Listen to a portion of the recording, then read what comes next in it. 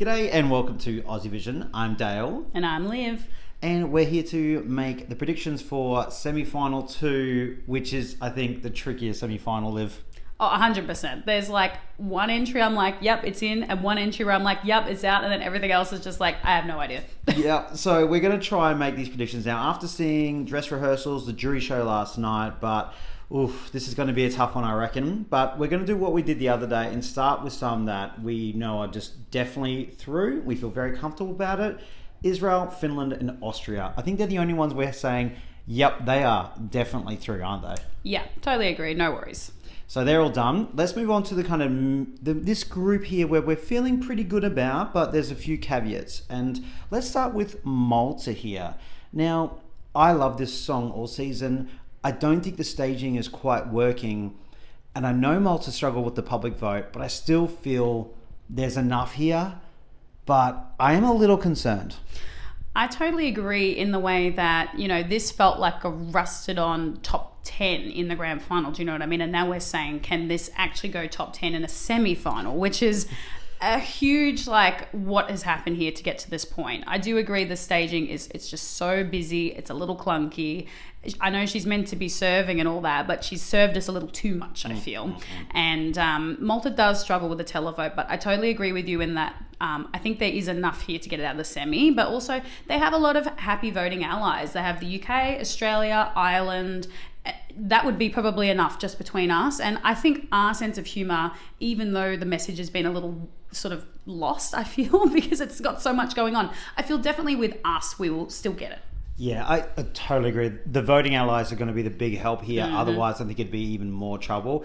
Watch it go top 3 now in the semi and everyone loves it. But yeah, I don't know. I'm a little concerned. And we were saying this earlier. So Destiny is performing as an interval act. Yes. Later on, while the voting's still happening. And I actually don't think that helps Miriana's chances either, because Destiny sounds amazing. Now, Miriana's fantastic, but not up to Destiny's level, and people will make the comparison. We know they're different artists, but people at home will. Yeah, that's the first thing I thought of was just that's kind of reminding people this is what Malta can do. But on top of that, I just feel like it's lost some of its accessibility for the everyday viewer, and it could just polarize, not in a good way. Yeah, so they're 4th in the odds, which I think is a bit too high for them, I'd say, at this stage. Let's talk about Australia next. Now, Liv, how are you feeling about this getting through? Pretty good, but we always stress. We were stressed that Voyager was not going to qualify, and they won their semi-finals. So we always stress out. Everyone in the press center's buzzed. No one seems worried about it going through. I think I felt better after watching it down the TV and watching it a second time. I'm like, no, this is phenomenal. It got 3rd in the what do you call it? Arena poll? Audience poll. Poll, yeah. So I feel pretty good. Yeah, I definitely felt better after seeing the jury show. Yeah. Because we always knew it was going to be, we need to see it properly through the TV and the sound and the audience in the arena. I will say, and I'm trying to get some clarification on it as well, that the audience sounds muted, they've actually turned the audience down, that you can't really hear some of the call response, because I've seen it in the arena and it's so loud, and that did not pop through in the TV, which would be super unfair to Australia if we don't get to have that full experience, because that's what the song's designed around. Well, 100%. We have the biggest, apart from maybe Malta with their sneaky word, we have the biggest call and response kind of in the whole contest this year, and I feel like it should be right as people who designed our performance to say we would like the crowd turned up at this point. But I will say in the press centre it is a bit echoey, so perhaps it does come down the TV more and we just couldn't hear it, but True. I was expecting it to be very loud and we didn't really hear much. But even then it's got enough on its own that he does some amazing work, particularly in that last minute. It's really strong. The storytelling's cool, it's got enough, perfect. And it's got enough. The only thing some people raise up is his skin tight outfit. Maybe some might put people off because it is very visible. That's all I'll say. But we're going to say yes, it's through. All right. Yeah. Lithuania next. Now, out of this group of ones we're talking about, this is one I feel really confident about. Point of difference, voting allies in here.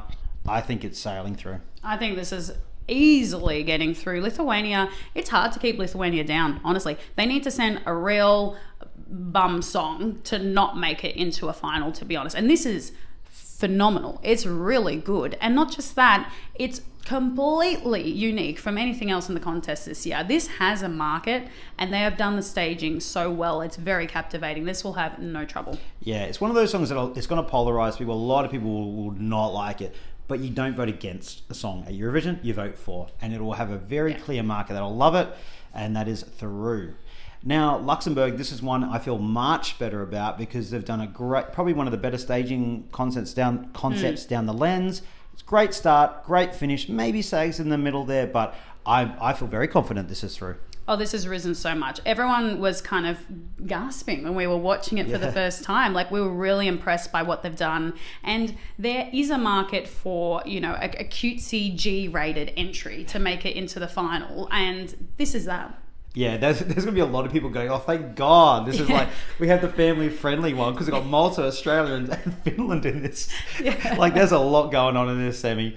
All right, so Luxembourg's through. And finally, Greece on this one. We kind of differ a little bit about how we feel about the staging, but I think it's got more than enough. People love this kind of stuff.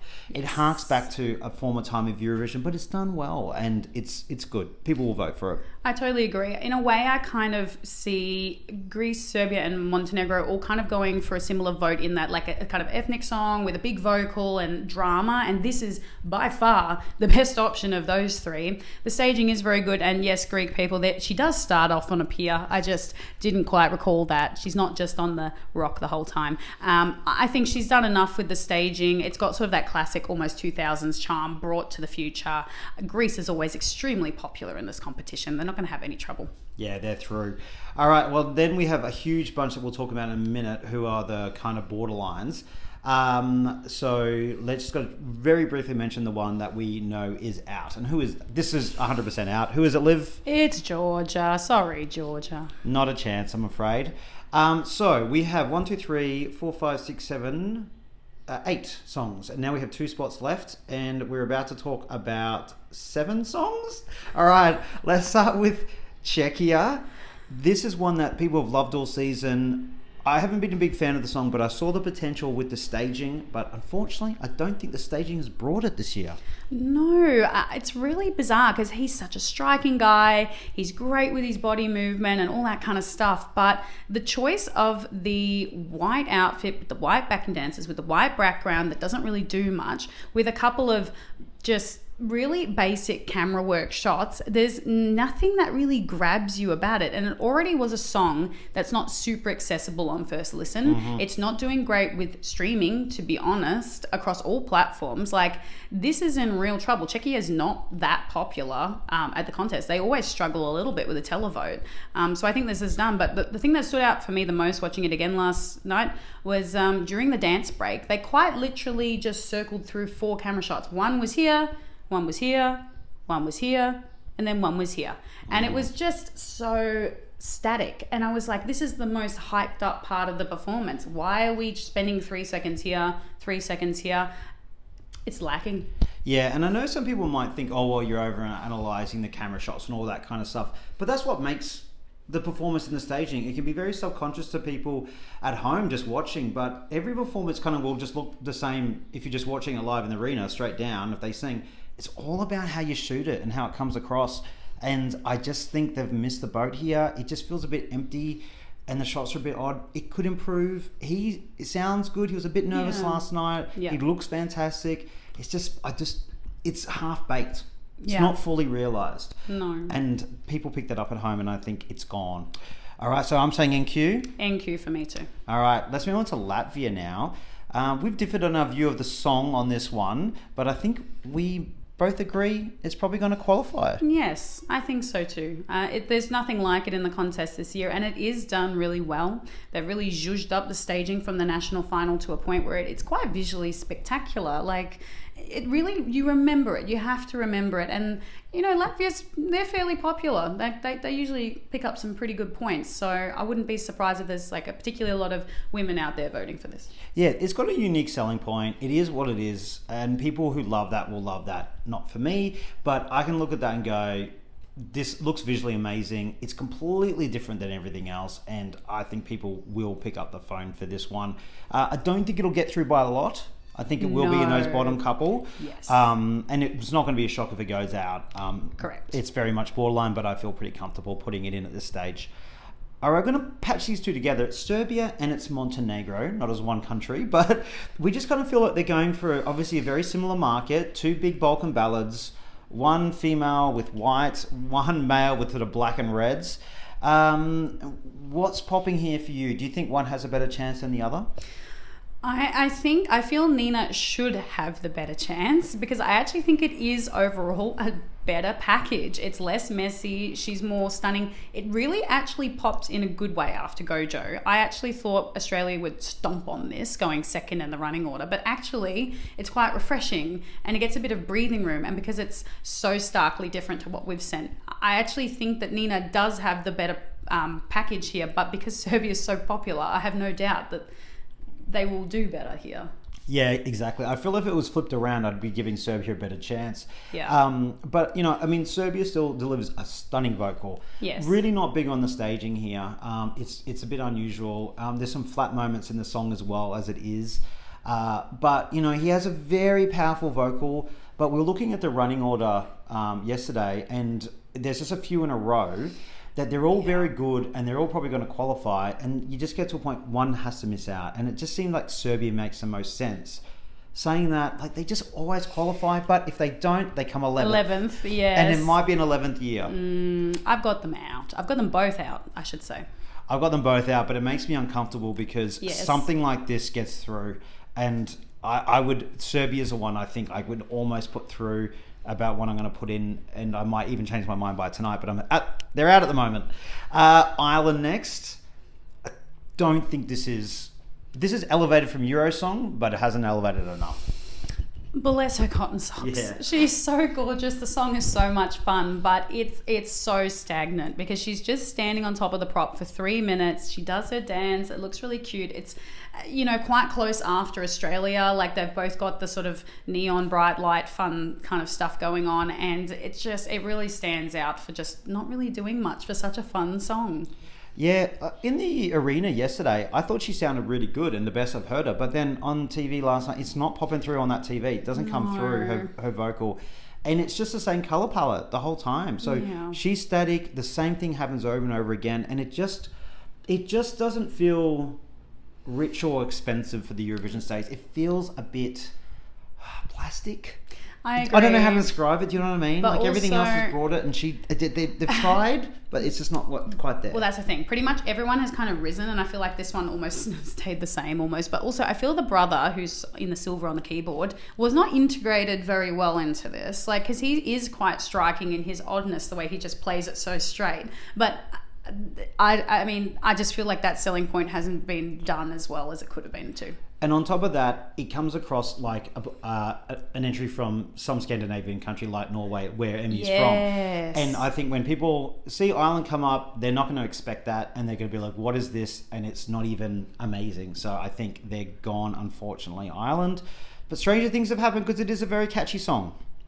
All right, well, let's go on to Armenia next. I've kind of enjoyed this, and I think the staging is really good. And I think the biggest thing here is the running order. I think is great for him. I totally agree. This has elevated so much to me that I can't believe I'm saying this. I think this is qualifying. Oh my God. What's happened? I know. But also, like, I thought about it and I thought about it again. There's a lot of songs in here that are bombastic and just... this is for the straight dudes at home. This is the Imagine Dragons football anthem of the year. They have to have something to vote for, and I feel like he really actually can captivate that market. And it's really interesting. It's very much Latvia and Armenia have been this thing. Like, we've disagreed on the songs. They've got very different staging. They're going for very different markets, and they're back to back.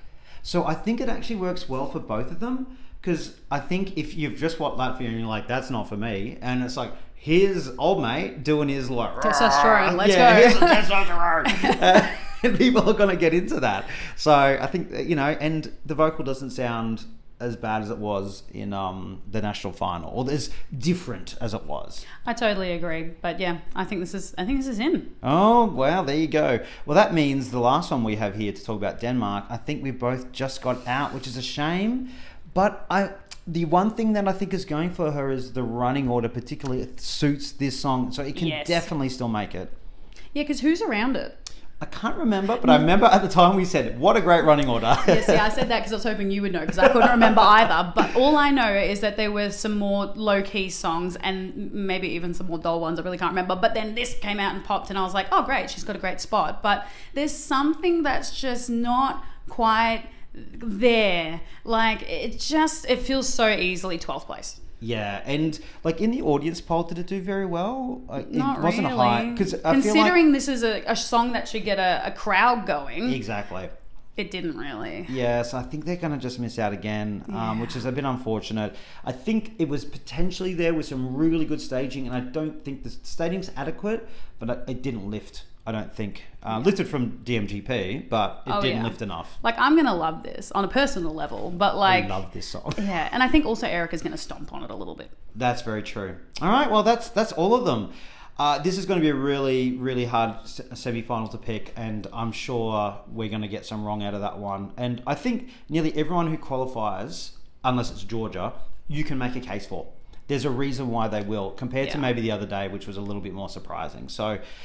we'll wait and see how it all turns out, Liv. I can't wait. I just hope that we make the final. That's the main thing. Please, that's the only thing. Please go, Joe. Anyone vote for Australia if you can. Please. Begging. We'll do anything. All right. Catch you later and enjoy the show. Bye. Bye.